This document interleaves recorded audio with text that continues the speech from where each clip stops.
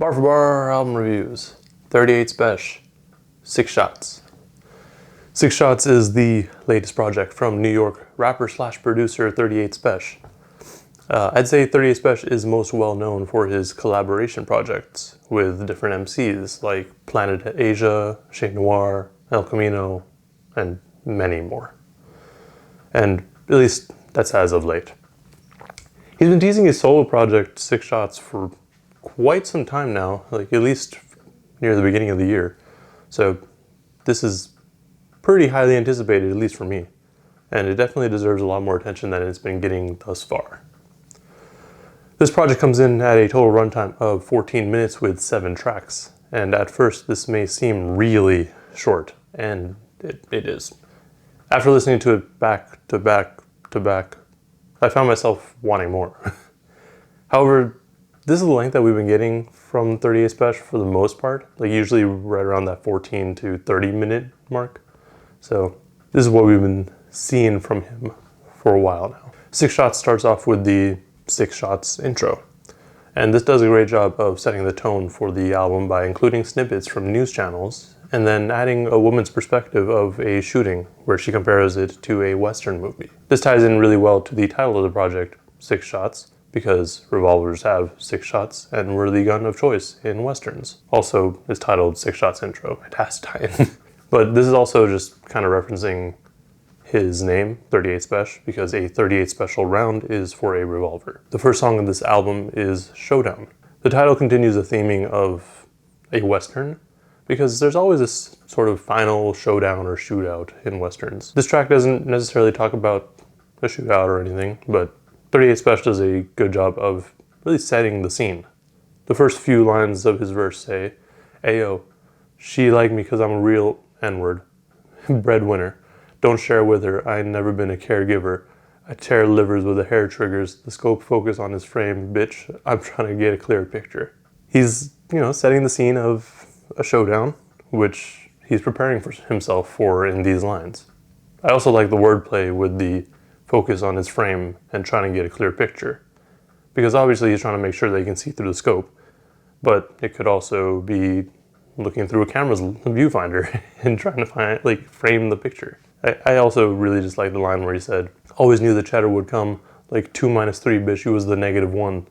Not to add to the fact, I went back in the trap with the mag on my lap, getting bread in the slums." Maybe I'm just a nerd and like math rhymes, but I thought that was pretty clever.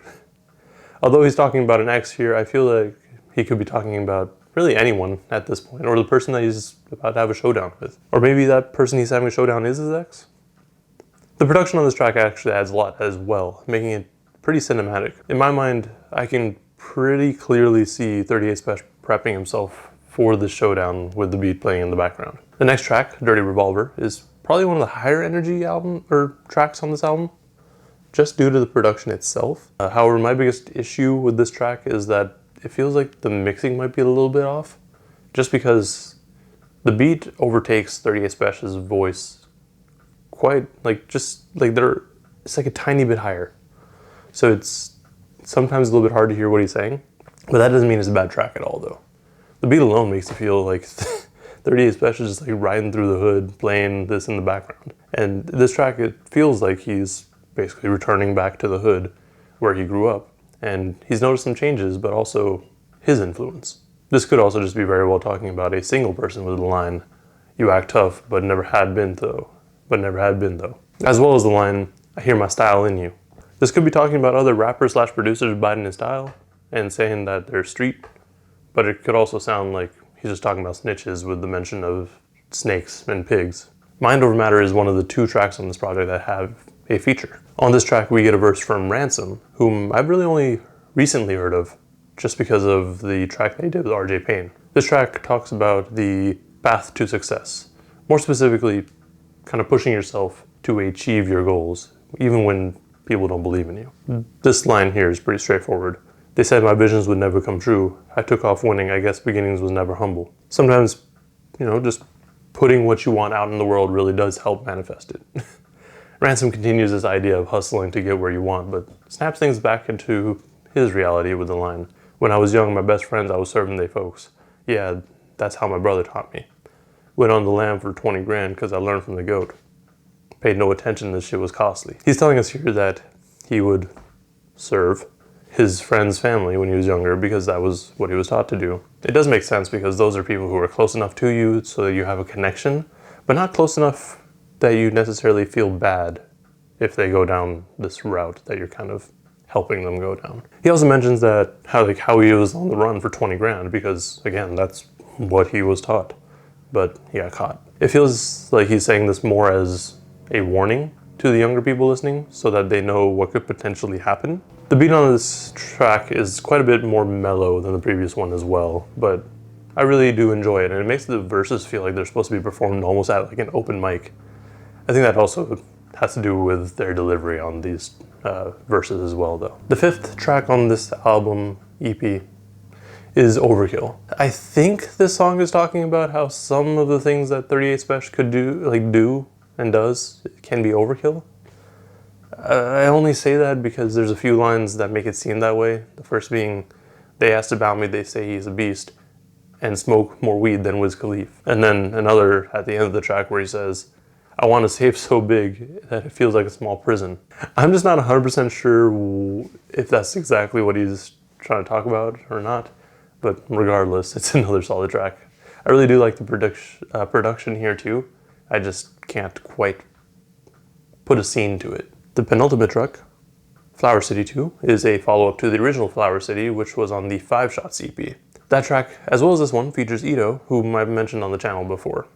I feel this track may just be called Flower City 2 just because Ito's on the track again, but this track switches things up a bit by having it start with Ito's verse instead of Spesh. The title of the track alone should tell you where they're going to go with this. I mean, this is going to be a coke song.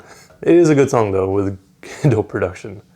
My favorite line from this track is, it's funny how the wrong words get you a long sentence. Now this is likely due to the fact that if you get arrested for possession of crack cocaine, your sentence is going to be a minimum of 5 years.